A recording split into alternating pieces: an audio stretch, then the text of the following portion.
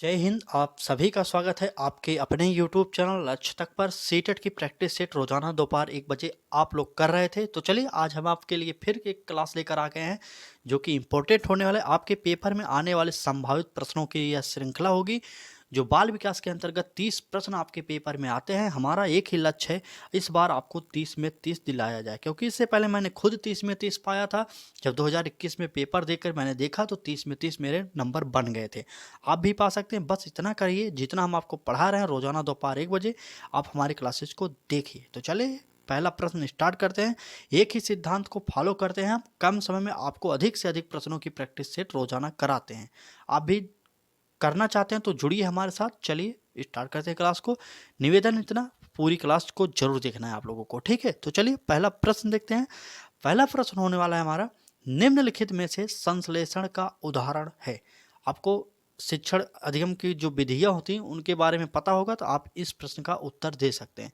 तो चलिए संश्लेषण का उदाहरण आपसे पूछा जा रहा है। ए ऑप्शन होगा निबंध लिखना, बी ऑप्शन भाषण देना, सी ऑप्शन प्रमेय सिद्ध करना और डी ऑप्शन चित्र रखना। चलिए उत्तर बताइए। बात करें चित्र रखना, चित्र रखने का कोई मतलब नहीं होता, निबंध लिखने का कोई मतलब नहीं होता, भाषण देने का कोई मतलब नहीं होता। हमारा उत्तर हो जाएगा प्रमेय सिद्ध करना। जी हाँ दोस्तों, अगर संश्लेषण विधि की बात की जाए तो वहां पर उत्तर हो जाएगा प्रमेय को सिद्ध करना। यह संश्लेषण का उदाहरण होता है। सी ऑप्शन इस प्रश्न का सही होगा, क्योंकि जहां पर पेडागोजी के प्रश्न आएंगे हम आपको थोड़ा विस्तार से बताएंगे, लेकिन ये कुल जो प्रश्न हैं ये फैक्ट वाले कुछ प्रश्नों की श्रृंखला है। तो आप लोग फैक्ट वाले प्रश्नों को याद करते चलिए, ठीक है। फैक्ट वाले प्रश्न याद करिए और पेडागोजी जहां पर भी आ जाएगा प्रश्नों में हम वहां पर आपको ट्रिक बता देंगे। अभी पेडागोजी के प्रश्न आगे आएंगे, इसी क्लास में आएंगे। तो हमारी क्लास जो आज की होने वाले फैक्ट प्लस पेडागोजी पर आधारित होने वाले। तो बने रहिएगा, पूरी क्लास को देखिए। इससे पहले आपने हमारे पिछले क्लासेज को नहीं देखा तो आपसे एक ही निवेदन करेंगे, आप लोग पिछले क्लासेज को जरूर देखिए। चलिए आगे बढ़ते हैं, अगले प्रश्न को लेते हैं। अगला प्रश्न है हमारा, बालक के शारीरिक व क्रियात्मक विकास की दिशा होती है तो क्या होती है? चलिए आप लोग बताइए। आपसे कहा जा रहा है सिर से पैर तथा शरीर के मध्य से बाहर की ओर, बी ऑप्शन पैर से सिर तथा शरीर के बाहर से मध्य की ओर, सी ऑप्शन में कहा गया है पैर से सिर तथा शरीर के मध्य से बाहर की ओर, और बात करें डी ऑप्शन में तो इनमें से कोई नहीं। थोड़ा सा शब्दों का हेर फेर करके आपको फंसाया जा रहा है इस प्रश्न में। चलिए आप लोग उत्तर बता दीजिए, देखते हैं कितने लोग सही बताते हैं। यहाँ पर पैर होगा, ये जो है पैर हो जाएगा, क्योंकि यहाँ पर थोड़ा सा मिसप्रिंट है, इसलिए आप लोग पैर बना लीजिए, ठीक है। चलिए तो उत्तर बताइए। आप लोगों को पता होगा कि बालक का पहले जब गर्भ में विकास होता है तो पहले उसके सिर का निर्माण होता है, तब उसके बाकी शरीर का निर्माण होता है। इस प्रकार से हम कह सकते हैं तो पहला जो आगे होगा शरीर में विकास वह होगा सिर का विकास। तीनों ऑप्शनों में बात करें, यहाँ पर पैर होगा, बी ऑप्शन में कट जाएगा, सी ऑप्शन में पैर है तो कट जाएगा, और डी ऑप्शन तो वैसे ही काट देंगे तो हमारा ए ऑप्शन हो जाएगा सही, क्योंकि यहाँ पर बात किया गया है, क्या कहा गया है देखिए। चले बात किया गया है कि सिर से पैर, ठीक। चले यहाँ पर बात की गई कि सिर से पैर तथा शरीर के मध्य से बाहर की ओर, यही विकास का उदाहरण होता है जो बालक के शारीरिक व क्रियात्मक विकास का उदाहरण आपसे पूछा गया है। तो चलिए आगे बढ़ते हैं और अगले प्रश्न को देखते हैं, क्योंकि सिद्धांत साफ है कि कम समय में अधिक से अधिक प्रश्नों की प्रैक्टिस सेट आपको प्रोवाइड किया जाए। रोजाना जुड़ सकते हैं आप प्रैक्टिस सेट करने के लिए, ठीक है। चलिए आगे बढ़ते हैं, अगले प्रश्न को देखते हैं। हमने अपने चैनल पर आपको हिंदी पेडागोजी की क्लासेज, मैथ पेडागोजी की क्लासेज प्लस सीडीपी की आज करा ही रहे हैं, एबीएस की क्लासेज, सभी क्लासेज प्रोवाइड कर रहे हैं। अबे कुछ समय बाद हम आपको एनसीईआरटी आधारित प्रश्नों को कराने वाले हैं, वो भी ईबीएस। जो फैक्ट वाले प्रश्न होते हैं, जैसे जानवरों से संबंधित प्रश्न होते हैं, जो घर से संबंधित जो प्रश्न होते हैं, इन सभी प्रश्नों को हम आपको कराने वाले हैं। तो बने रहिएगा। चैनल पर पहली बार आए हैं तो सब्सक्राइब करके बेल आइकन को जरूर ऑन करिए। आने वाले समय में हम आपको एक से एक क्लासेज प्रोवाइड करने वाले हैं, जिससे आप खुद जान जाएंगे कि इस प्रकार की क्लासेज से हमारा किस प्रकार का लाभ हो सकता है, ठीक है। तो चलिए आगे बढ़ते हैं, अगले प्रश्न को देखते हैं। देखिए यह प्रश्न कई पेपरों में आया हुआ प्रश्न है, चाहे बात करें यूपी टेट में आया हुआ प्रश्न हो, चाहे छत्तीसगढ़ टेट में आया है, सीटेट में आया है, तो कई परीक्षाओं में प्रश्न आया है। आपको उत्तर इस प्रश्न का तो आना ही चाहिए। चलिए प्रश्न देखते हैं क्या होगा हमारा। हमारा प्रश्न है बालक का विकास परिणाम है। बालक का विकास जो होता है किसका परिणाम होता है, यही आपसे पूछा गया है। बात करें ए ऑप्शन में तो वंशानुक्रम का, बी ऑप्शन की बात करें तो वातावरण का, सी ऑप्शन की बात करें वंशानुक्रम तथा वातावरण की अंतःक्रिया का, और डी ऑप्शन की बात करें आर्थिक कारकों का। चलिए कमेंट कर दिए, देखते हैं कितने लोग उत्तर बताते हैं फट से। चलिए बताइए। एक बात हमेशा याद करिए, बालक का विकास का जहाँ पर परिणाम पूछा जा रहा है वहाँ पर अर्थ से कोई मतलब नहीं होता। अर्थ से आर्थिक कारण मतलब धन संपदा, इनसे कोई मतलब नहीं होता। इस प्रकार से हमारा डी ऑप्शन पहले ही काट दिया मैंने। चलिए बताइए, ए बी सी में उत्तर बताइए। अगर बात करें वंशानुक्रम की, सिर्फ वंशानुक्रम से विकास नहीं होता, इस प्रकार से काट देंगे। वातावरण से, सिर्फ जहाँ पर वंशानुक्रम एवं वातावरण की अंतःक्रिया की बात की जाती है तो बालक का विकास सबसे बेस्ट वहीं पर होता है। तो आप लोगों को यह ट्रिक याद करना चाहिए। बालक का विकास अगर आपसे पूछा जाए कहाँ पर सर्वोत्तम तरीके से हो सकता है तो वहाँ पर एक ऑप्शन जरूर मिलेगा कि हमारा वंशानुक्रम वातावरण की अंतःक्रिया का। ठीक है, वंशानुक्रम एवं वातावरण, जहाँ पर दोनों ऑप्शनों में एक ही शब्दों को पिरोया गया हो वह हमारा आंसर सही हो जाएगा। जैसे सी ऑप्शन में इस प्रश्न में कहा गया है वंशानुक्रम एवं वातावरण की अंतःक्रिया का, तो हमारा इस प्रकार से इस प्रश्न का उत्तर जो हुआ वह हो गया सी ऑप्शन। छत्तीसगढ़ टेट में पूछा गया पेपर है, प्रश्न है, और सी टेट में आया प्रश्न है, यूपी टेट में आया प्रश्न है। मतलब प्रश्न बहुत ही इंपॉर्टेंट है, आप लोग याद कर लीजिए इस प्रश्न को, यह फैक्ट वाले प्रश्न हैं। ठीक है, चलिए आगे बढ़ते हैं। आगे बढ़ते हैं और अब अगला प्रश्न होने वाला है हमारा पेडागोजी का स्पेशल प्रश्न। चलिए अगला प्रश्न होगा हमारा मूल्यांकन से प्रश्न है। इंपॉर्टेंट प्रश्न है, इंपॉर्टेंट टॉपिक मूल्यांकन है, आप लोगों को पढ़ना पड़ेगा मूल्यांकन। ठीक है, चलिए बात करें मूल्यांकन के इस प्रश्न की, तो प्रश्न है हमारा कि परीक्षा के स्थान पर सतत और व्यापक मूल्यांकन गुणवत्ता मूलक शिक्षा के लिए अधिक उपयुक्त है, क्योंकि इसमें, चलिए क्योंकि इसमें क्या होता है। ए ऑप्शन की बात करें संज्ञानात्मक क्षेत्र का मूल्यांकन किया जाता है, बी ऑप्शन की बात करें सह संज्ञानात्मक क्षेत्र का मूल्यांकन किया जाता है, बात करें सी ऑप्शन में तो मूल्यांकन सतत एवं व्यापक क्षेत्र का होता है, बात करें डी ऑप्शन का तो उपरोक्त सभी सही हो जाएगा। चलिए उत्तर बताते रहिए, आप लोग कमेंट करते रहिए। चलिए बताइए, आपसे प्रश्न में कहा गया था कि परीक्षा के स्थान पर सतत और व्यापक मूल्यांकन गुणवत्ता मूलक शिक्षा के लिए अधिक उपयुक्त है, क्योंकि इसमें क्या होता है। चलिए तो बात करें इसमें ए ऑप्शन संज्ञानात्मक क्षेत्र का मूल्यांकन किया जाता है, तो बिल्कुल सही है, संज्ञानात्मक क्षेत्र का मूल्यांकन किया ही जाता है। बात करें बी ऑप्शन की तो सह संज्ञानात्मक क्षेत्र का मूल्यांकन किया जाता है, यह भी हमारा सही हो जाएगा। बात करें सी ऑप्शन की तो यहाँ पर हमने ए बी सी तीनों को सही करना है, तो चलिए यहाँ पर ए बी सी तीनों को सही कर देंगे। क्यों मैंने डायरेक्ट कर दिया ए बी सी तीनों को सही, जब मैंने देखा कि ए और बी सही है तो इसका मतलब हमें तीसरा ऑप्शन देखने की ज़रूरत नहीं, क्योंकि हमें यहाँ पर पॉजिटिव उत्तर देना था। अगर नेगेटिव उत्तर खोजना होता तो हम तीसरे ऑप्शन को देखते, लेकिन जहाँ पर पॉजिटिव उत्तर को देना होगा, आप लोगों को अगर दो ऑप्शन पता हो जाए कि दो ऑप्शन सही हैं तो आप लोग तुरंत उपयुक्त सभी मार दीजिए और कुछ देखना नहीं होता उसमें। ठीक है, ट्रिक है, थोड़ा थोड़ा दिमाग यूज करेंगे, थोड़ा लॉजिक लगाएंगे तो आप प्रश्नों को आसानी से कर सकते हैं और कम समय में कर सकते हैं। ठीक है, चलिए आगे बढ़ते हैं, अगले प्रश्न को देखते हैं। अगला प्रश्न होने वाला है हमारा, कहा जा रहा है यहाँ पर प्रश्न में कि प्राथमिक स्तर पर, ठीक है यह भी पेडागोजी का प्रश्न है, स्पेशल प्रश्न है। कहा गया है कि प्राथमिक स्तर पर मातृभाषा में शिक्षा देना बेहतर है, क्योंकि यह क्या है। चलिए ए ऑप्शन की बात करें बच्चों में आत्मविश्वास का विकास करेगा, बी ऑप्शन में अधिगम को सरल बनाएगा, सी ऑप्शन में है हमारा बौद्धिक विकास में सहायता करेगा, और डी ऑप्शन है हमारा प्राकृतिक वातावरण में बच्चों को सिखाने में सहायता करेगा।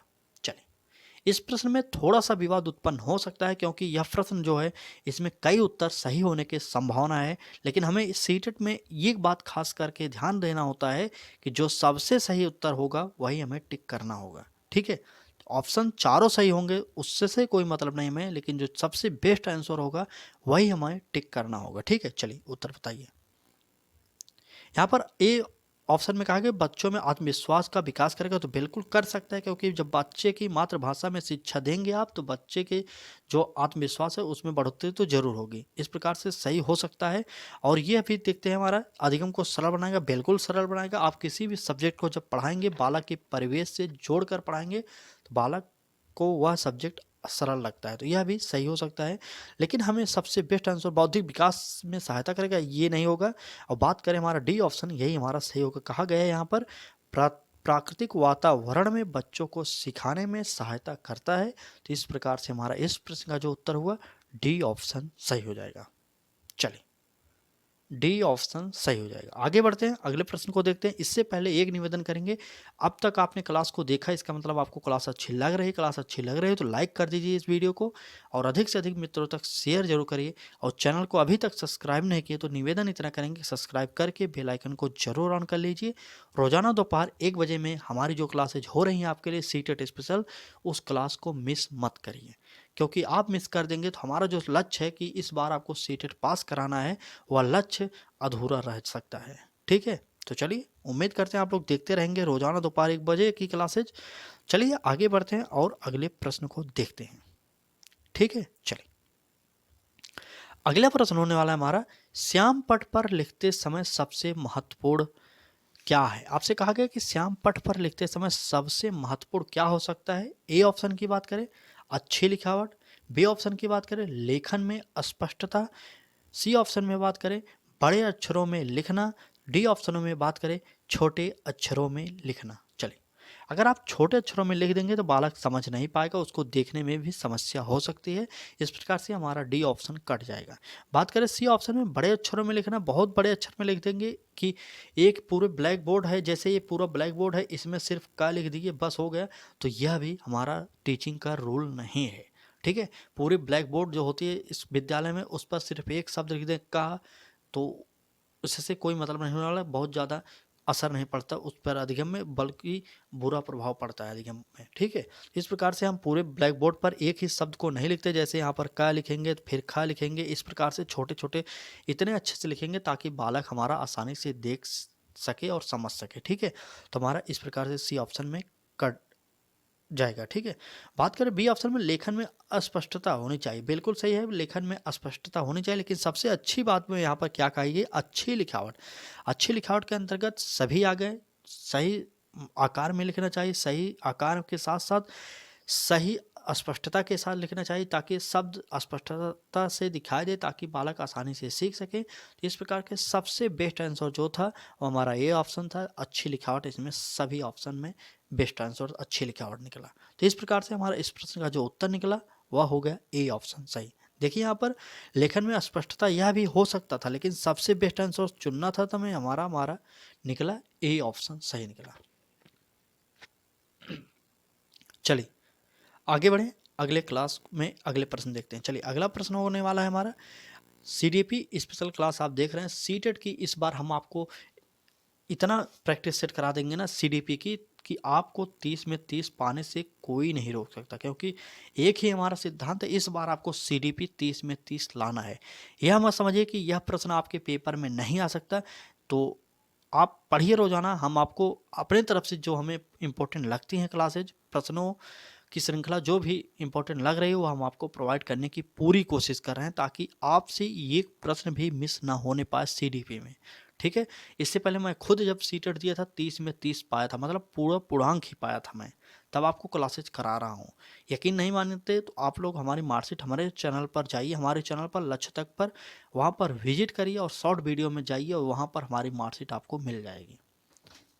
ठीक है, चलिए आगे बढ़ते हैं, अगले प्रश्न को देखते हैं। यह प्रश्न होने वाला है इंपॉर्टेंट हमारा। प्रश्न में कहा गया है कि आपकी कक्षा में एक छात्र देर से आता है, आपसे कहा गया है कि आपकी कक्षा में एक छात्र जब देर से आता है तो आप क्या करेंगे। ये एक बात याद रखना, यहाँ पर बालक के हित में बात करना होगा आपको इस प्रश्न में। ठीक है, चलिए ए ऑप्शन की बात करें, उसके अभिभावक को सूचित करेंगे, बी ऑप्शन में उसे दंड देंगे, सी ऑप्शन होगा हमारा कारण जानने की चेष्टा करेंगे, और डी ऑप्शन होगा उस पर कोई ध्यान नहीं देंगे। चलिए कमेंट करिए और उत्तर बताइए। चलिए जल्दी से कमेंट करिए, उत्तर बताते रहिए आप लोग। अगर आप उस पर कोई ध्यान नहीं देंगे, देखिए डी ऑप्शन में क्या कहा है, उस पर कोई ध्यान नहीं देंगे, तो यह हमारा गलत हो जाएगा। बालक कोई गलती कभी करे आपको ध्यान देना पड़ेगा। अगर आप ध्यान नहीं देंगे तो बालक की गलती को दूर कैसे किया जा सकता है। इस प्रकार से डी ऑप्शन में कहा गया था कि उस पर कोई ध्यान नहीं देंगे, इसलिए हमारा डी ऑप्शन कट जाएगा और यह गलत निकल जाएगा। बात करें सी ऑप्शन की, तो यहाँ पर कहा गया कारण जानने की चेष्टा करेंगे, यह सही हो सकता है। आगे बढ़ते हैं और देखते हैं पहले, उसके बाद सही उत्तर को चुनेंगे हम, ठीक है। चलिए बात करें बी ऑप्शन में, बी ऑप्शन में कहा गया उसे दंड देंगे, तो बिल्कुल नहीं, सीटेट आपको अलाउ नहीं करता कि आप बालक को दंड दें। तो जहाँ पर भी दंड की बात की जाए वहाँ पर ऑप्शन को तुरंत काटिए और आगे बढ़िए। बात करें ए ऑप्शन में, तो ए ऑप्शन में कहा गया उसके अभिभावकों को सूचित करेंगे, तो बिल्कुल नहीं, यह भी हमारा गलत हो जाएगा, क्योंकि बालक घर से टाइम से निकल जाता है, हो सकता हो उसे रास्ते में कोई दिक्कत होती हो रोजाना, तो आपको क्या करना है कि उसके कारण को जानना होगा। आप उसके कारण को जानेंगे तब उसका निदानात्मक उपाय भी करेंगे आप। इस प्रकार से हमारा सी ऑप्शन हो जाएगा। कहा गया है कि कारण जानने की चेष्टा करेंगे जिससे उसके का, कारण को जो देर देर से आता है उसके कारण को दूर किया जा सके। तो इस प्रकार से इस प्रश्न का जो उत्तर निकला हमारा सी ऑप्शन सही हो जाएगा। चलिए इस प्रश्न का सी ऑप्शन सही करते हैं हम लोग और आगे बढ़ते हैं। सी ऑप्शन सही हो गया। चलिए कारण जानने की चेष्टा करेंगे, इंपॉर्टेंट प्रश्न है आपके लिए। चलिए क्लास को अधिक से अधिक मित्रों तक शेयर जरूर करते रहिए आप लोग, ठीक है। चलिए आगे बढ़ते हैं, अगला प्रश्न देखते हैं। आपसे प्रश्न में पूछा जा रहा है, कहा जा रहा है कि शिक्षा का उद्देश्य होना चाहिए। क्या होना चाहिए उद्देश्य शिक्षा का? आप लोग पढ़ते होंगे, आप इस समय तो पढ़ चुके हैं, मान लीजिए आप अभी भी तैयारी कर रहे हैं, तो आप सोचिए शिक्षा का उद्देश्य क्या होना चाहिए, बताइए। ए ऑप्शन में कहा गया है कि विद्यार्थियों में व्यावसायिक कुशलता का विकास करना। बी ऑप्शन में कहा गया है विद्यार्थियों में सामाजिक जागरूकता तैयार करना। और सी ऑप्शन में बात किया गया है कि विद्यार्थियों को परीक्षा के लिए तैयार करना। और डी ऑप्शन होगा हमारा व्यवहारिक जीवन के लिए विद्यार्थियों को तैयार करना। चलिए उत्तर बताइए आप लोग। चलिए शिक्षक का उद्देश्य क्या होना चाहिए? तो ए ऑप्शन में कहा गया कि शिक्षार्थियों में व्यावसायिक कुशलता का विकास करना। क्या शिक्षा का उद्देश्य सिर्फ व्यावसायिक कुशलता का विकास करना होगा? तो जो बिल्कुल नहीं होगा, शिक्षा का उद्देश्य बालक के सर्वांगीण विकास से होना चाहिए, ठीक है। यहाँ पर सिर्फ व्यावसायिक की बात की गई, तो इसलिए हमारा ए ऑप्शन कट गया। बात करें बी ऑप्शन में, तो विद्यार्थियों में सामाजिक जागरूकता तैयार करना। तो क्या सिर्फ सामाजिक जागरूकता तैयार करेगा? तो जी यह भी गलत हो जाएगा। बात करें सी ऑप्शन में विद्यार्थियों को परीक्षा के लिए तैयार करना, तो बिल्कुल नहीं, शिक्षा का उद्देश्य यह नहीं है कि बालक को परीक्षा के लिए ही स्पेशली तैयार किया जाए। तो हमारा डी ऑप्शन सही हो जाएगा, क्योंकि यहाँ पर जब मैंने तीन ऑप्शन को काट दिया, ए और बी और सी को काट दिया, तो तीसरा ऑप्शन पढ़ने की भी जरूरत नहीं, हमें टिक कर देना है, ठीक है। तो इस प्रकार से इस प्रश्न का डी ऑप्शन सही हो जाएगा। यहाँ पर कहा गया है कि व्यवहारिक जीवन के लिए विद्यार्थियों को तैयार करना। डी ऑप्शन हमारा इस प्रश्न का सही हो जाएगा। चलिए डी ऑप्शन सही हो जाएगा। आगे बढ़ें, कमेंट करिए प्रश्न कैसे लग रहे हैं, एक बार कमेंट करके बताइए। प्रश्नों की स्तर की जो बात करते हैं, कठिन सरल, ये सब कैसे लग रहे हैं प्रश्न आपको, बताइए। चलिए क्या आपको एक प्रश्नों की श्रृंखला ऐसी भी स्टार्ट की जाए जो आपको किसी न किसी टीचिंग एग्जाम में पूछे गए प्रश्न हो, वह आपके समझ प्रस्तुत किए जाएं? आप लोग बता के जरूर बताइएगा देखकर वीडियो को, ठीक है। चलिए आगे बढ़ते हैं और अगले प्रश्न को लेते हैं, क्योंकि सिद्धांत साफ है कि कम समय में आपको अधिक से अधिक प्रोवाइड किया जाए। चलिए आगे बढ़ते हैं, अगले प्रश्न को देखते हैं कि कहा गया है कि प्रश्न में विद्यार्थी में अवांछित व्यवहार को परिवर्तन करने में सबसे प्रभावी पद्धति है, ठीक है। कहा गया कि विद्यार्थी में अवांछित व्यवहार को परिवर्तन करने में सबसे प्रभावी पद्धति है, क्या होगा? ए ऑप्शन विद्यार्थी को दंड देना। बी ऑप्शन अभिभावकों के ध्यान में इसे लाना। सी ऑप्शन आवश्यक व्यवहार के कारणों को ढूंढना एवं उपचार का प्रबंध करना। और डी ऑप्शन इसकी उपेक्षा करना। चलिए कमेंट करिए, उत्तर बताइए। चलिए विद्यार्थियों को मैंने पहले ही बोल दिया था, जहाँ पर दंड की बात की जाए वहाँ पर कट जाएगा, क्योंकि दंड यहाँ पर देने की बात की गई, तो बालक को दंड आप नहीं दे सकते। बालक कितने भी बड़ी गलती करते, आपको दंड नहीं देना है विद्यालय में। बात करें बी ऑप्शन में अभिभावकों को ध्यान में से लाना, तो बिल्कुल नहीं, अभिभावक को ध्यान में लाएंगे इससे बालक का कोई विकास नहीं हो सकता। अवांछित कारण को आप जान नहीं सकते। और इसकी उपेक्षा, तो बालक की उपेक्षा तो आप कभी नहीं करेंगे। बालक में चाहे लाख कमियाँ हो, लेकिन बालक की उपेक्षा को आप कभी भी अपेक्षित नहीं करेंगे, ठीक, उपेक्षा नहीं करेंगे। चलिए बात करें सी ऑप्शन की, तो यह हमारा टिक हो जाएगा, क्योंकि यहाँ पर कहा गया है कि आवश्यक व्यवहार के कारणों को ढूंढना एवं उपचार का प्रबंध करना। बालक के अंदर जो भी अनावश्यक व्यवहार हैं उन्हें ढूंढना होगा, आपको क्या कमी है उसे दूर भी करना पड़ेगा आप ही को। तो इस प्रकार से इस प्रश्न का जो उत्तर निकला वह सी ऑप्शन सही हो गया। तो आप लोगों को कमेंट करके ज़रूर बताना है कि इस प्रश्न का जो उत्तर है आप लोगों को आता था कि नहीं आता था, बताइए। चलिए, निवेदन इतना करेंगे कि चैनल को सब्सक्राइब करके बेल आइकन को ऑन करिए, रोजाना पढ़िए हमारे साथ जुड़ के दोपहर 1 बजे में, क्योंकि हमारे क्लासेज उस टाइम आपको प्रोवाइड की जाती हैं। जो लोग सुबह कोचिंग करते हैं वो भी खाली हों, जो शाम को करते हैं वो भी खाली हों। ठीक है, तो बस आपको सिर्फ पढ़ना है। अभी आपके पास समय है, जो 14 दिसंबर का एग्जाम डेट आपका है, तो अभी बहुत लंबा होने वाला है। आप पढ़ लीजिए, अभी भी आपके पास लगभग 2 महीने का समय बचा हुआ है। ठीक है, अक्टूबर तो चल ही रहा, नवंबर दिसंबर, तो लगभग अभी 3 महीने का समय हो जाएगा एक प्रकार से देखा जाए तो। चलिए, 3 महीने का समय होगा नहीं दोस्तों, आपके पास अक्टूबर नवंबर है, 14 दिसंबर को आपको पेपर है, तो आज की तारीख जो होगी इसमें भी 10-12 दिन जोड़ लीजिए, 14 दिन उसमें जोड़ लीजिए, बस 25 दिन हो, 1 महीना हो। आपको मोटा मोटा पकड़ना होगा, आपके पास 50 दिन का टाइम होने वाला है। 50 दिन के अंदर आपको बहुत कुछ पढ़ना है। आप आराम मत करिए, आप सोच रहे हैं कि लास्ट में पढ़ेंगे, तो यह आपकी बहुत बड़ी गलती होने वाली है। मैं आपको अपनी हर क्लास में बताता हूँ, कभी भी ये मत सोचिए कि आप अंतिम समय में पढ़ेंगे। अंतिम समय में पढ़ाई नहीं हो सकती। मैं खुद पढ़ा था कभी, तो आपको बता रहा हूँ।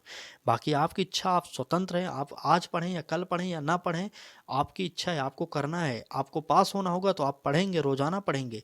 अगर आपको पास नहीं होगा तो आप सोचेंगे जब प्रवेश पत्र आएगा तब पढ़ेंगे आराम से। तो आप खुद समझिए, आगे कुछ नहीं बोलने वाला। आज ये जो लोग वीडियो देखते हैं यूट्यूब पर 15 दिन में सीटेट कैसे पास करें, सीटेट में तुक्का कैसे लगाएं, तो ये सब देखकर आप पास नहीं हो सकते एग्जाम को। यकीन मानिए मेरे दोस्त, क्योंकि आप लोगों को भ्रमित किया जा रहा है। ये लोग जो वीडियो बना रहे हैं ना, इससे कोई लाभ होने वाला नहीं। जो ट्रिक काम करता है मैं आपको बताऊंगा, जो सकारात्मक नकारात्मक वर्ड होते हैं वह भी हम आपको बताऊंगा, लेकिन वो सब बात की बात है। पहले अभी आप प्रैक्टिस सेट करिए, ठीक है। चलिए, आगे बढ़ते हैं और अगले प्रश्न को देखते हैं। अगला प्रश्न क्या होगा हमारा, देखिए। चलिए, प्रश्न में कहा गया है कि आपको शिक्षक दिवस पर कुछ विद्यार्थियों ने एक बधाई पत्र भेजा है, आप क्या करेंगे। आप खुद शिक्षक मान लीजिए अपने आप को और इस प्रश्न को हल करिए। कहा गया कि आपको शिक्षक दिवस पर कुछ विद्यार्थियों ने एक बधाई पत्र भेजा है, आप क्या करेंगे। ए ऑप्शन होगा हमारा, कुछ नहीं करेंगे। क्या आप कुछ नहीं करेंगे, तो बिल्कुल गलत हो जाएगा। उसे धन्यवाद देंगे, उन्हें धन्यवाद देंगे, सही है। और सी ऑप्शन में कहा गया कि उन्हें पैसों की बर्बादी करने के लिए बोलेंगे, तो बिल्कुल गलत हो जाएगा। उन्हें बदले में शुभकामनाएं देंगे, शुभकामनाएं नहीं देते किसी भी बदले में, तो वो हो जाएगा हमारा उन्हें धन्यवाद देंगे। ठीक है, तो इस प्रश्न का जो हो ऑप्शन निकला बी ऑप्शन सही हो गया। आज की क्लास में बस इतने ही प्रश्न लेकर आए थे। हमारा एक भी सिद्धांत आपको अच्छा लगा तो लाइक कर दीजिए, क्योंकि हम चाहते हैं कि कम पढ़िए, अच्छे से पढ़िए, उतना ही पढ़िए जितना याद हो जाए। ठीक है, अगर आपको समझ में आया हो, थोड़ा भी कमी रही हो गई हो, तो 1 से 2 बार क्लास को रोजाना देखिए। उसके बाद आपकी जो तैयारी है सीडीपी में 30 में 30 की हमारी गारंटी होने वाली है आपके लिए, क्योंकि मैंने खुद 30 में 30 पाया था, तो आपको दिलाने की बात करता हूँ। तो बस पढ़ना पड़ेगा, ऐसे नहीं आ जाएगा कि आप लास्ट समय में पढ़िए और 30 में 30 मार दीजिए, तो यह नहीं होने वाला। ठीक है, चलिए, एक प्रश्न और है, माफी चाहते हैं, एक प्रश्न और है, देख लीजिए। जब एक विद्यार्थी असफल होता है तो समझा जाता है कि, मैंने इस प्रश्न को पहले क्लासेज में करा दिया, आपको इस प्रश्न का उत्तर होमवर्क के तौर पर बताना होगा। ठीक है, कमेंट करके आप लोगों को बताना होगा। इससे ये बात की पता लग जाएगी कि आप लोग कितने लोग हैं जो लास्ट तक क्लास देखते हैं। ठीक है, इस प्रश्न का उत्तर आपको होमवर्क में बताना होगा कमेंट करके। आपको जब इस क्लास समाप्त हो जाए यह क्लास, तब आपके कमेंट का हमें इंतजार रहता है। चलिए, ए ऑप्शन में कहा गया कि पद्धति असफल है, बी ऑप्शन में बात किया गया है कि शिक्षक असफल है, और सी ऑप्शन में पाठ्यपुस्तक असफल है, डी ऑप्शन में यह वैयक्तिक असफलता है। इस प्रश्न का कमेंट में आप लोग उत्तर जरूर बताइएगा कि जब एक विद्यार्थी असफल होता है तो क्या समझा जाता है। कमेंट करके जरूर उत्तर बताना।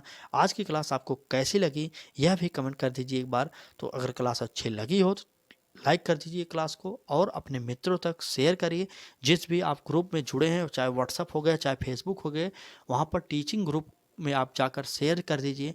और चैनल को सब्सक्राइब करके बेल आइकन को जरूर ऑन करिए, क्योंकि आपको सीटेट पास करना है और लक्ष्य पर पहुंचना है तो लक्ष्य तक से जुड़ना ही पड़ेगा। चलिए दोस्तों, आज की क्लास में बस इतने ही प्रश्न थे। कल फिर मिलेंगे एक नए सब्जेक्ट के साथ। तब तक के लिए धन्यवाद।